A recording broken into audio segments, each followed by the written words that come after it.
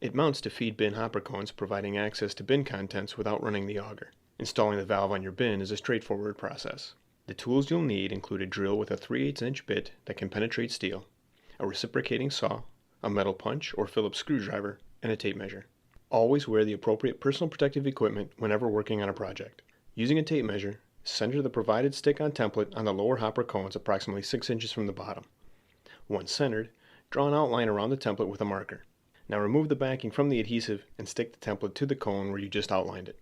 After the template is in place, drill a hole large enough to allow you to cut out a rectangle with the reciprocating saw. We advise not to use a grinding wheel when cutting the hole.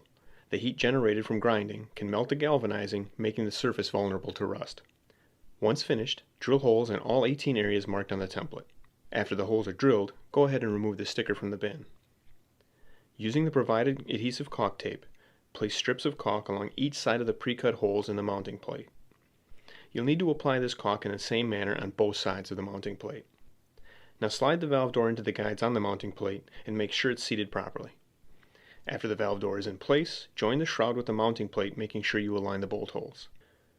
Reach into the bin and place a bolt through one of the holes you drilled at the top. Now match that with the corresponding hole on the mounting plate and shroud.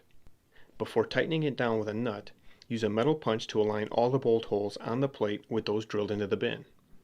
Once the holes are aligned, insert the rest of the bolts and tighten them down with a drill. After the valve assembly is secured to the bin, attach the locking bracket to the shroud. Flange nuts should be secured on the outside of the bracket. Use the provided hex bolt and washers to attach the handle to the slide door and secure it with a lock nut. With the unit now attached to the bin, you can install the chute. Once again, make certain the flange nuts are secured on the outside of the chute. With the chute attached, you can now remove excess caulk with a metal punch or a putty knife. Test the sliding door to ensure it moves smoothly. The holes on the handle should line up with the locking bracket, allowing you to secure the valve shut with a padlock or cotter pin. You're all done. The hopper valve is now assembled and ready to fill your feed buckets or carts.